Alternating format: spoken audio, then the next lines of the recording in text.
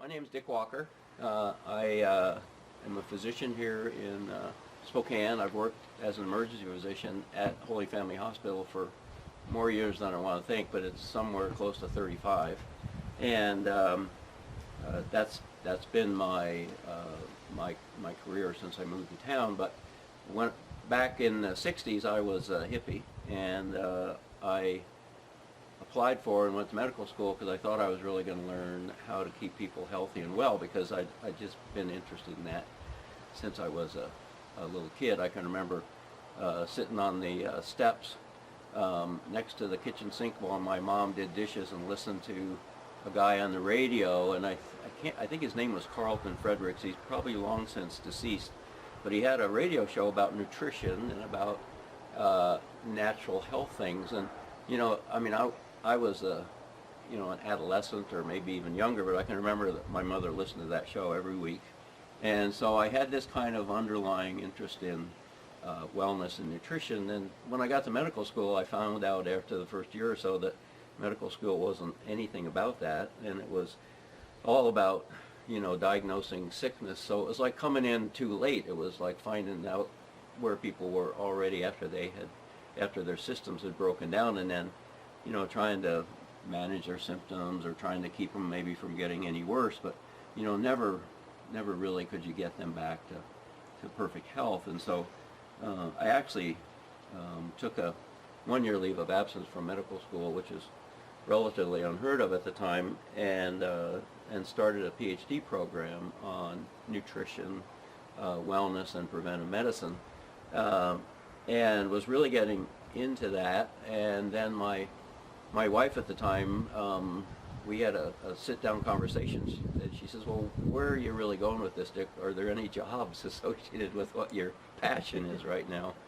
And I got to talking to my major professor, and he said, "Well, yeah, in academics, but I didn't really want to be a professor. I didn't want to go into academics." So I finished that program. I never wrote my thesis, so I got a master's degree instead of a PhD. But I got interested in emergency medicine then because I did write a paper about how challenging it was to deliver emergency medicine in a rural state like Iowa, where everybody's all spread out and there's only one or two big towns at the time.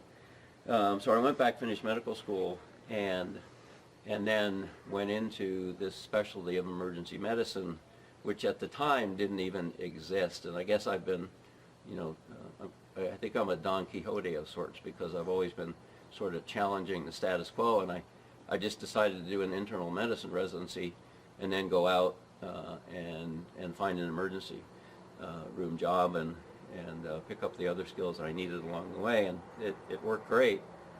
But I still had this abiding interest in wellness, and in particular in nutrition. And I would see in my emergency room practice people who, after I'd been there for a couple of years, you would start to see the same people over and over again for the same major health problem, like maybe a heart attack. And you'd start to ask them, "Well, have you changed anything in your life since you had your first heart attack?" And, "Well, no, not really. I mean, I'm taking these medications and this medication."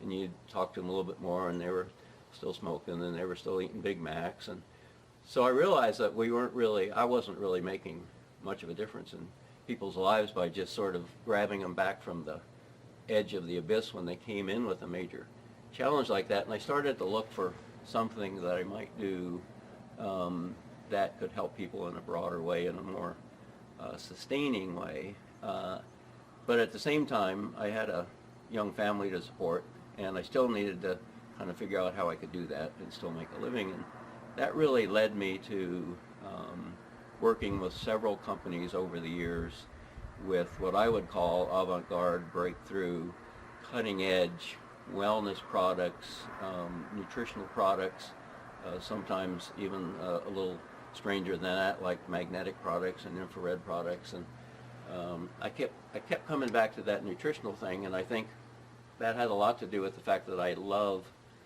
science and biochemistry, and nutrition is really all about that at the cellular level. And even more basic, I think it had to do with listening to that show with my mom. So now at this point, I'm I'm kind of so I found a way that I could entertain and have an excuse to talk to people about prevention and wellness because I was representing a company that had some products, and in a way I could sort of make a living doing that. And so that's how I got into what I would call the wellness business.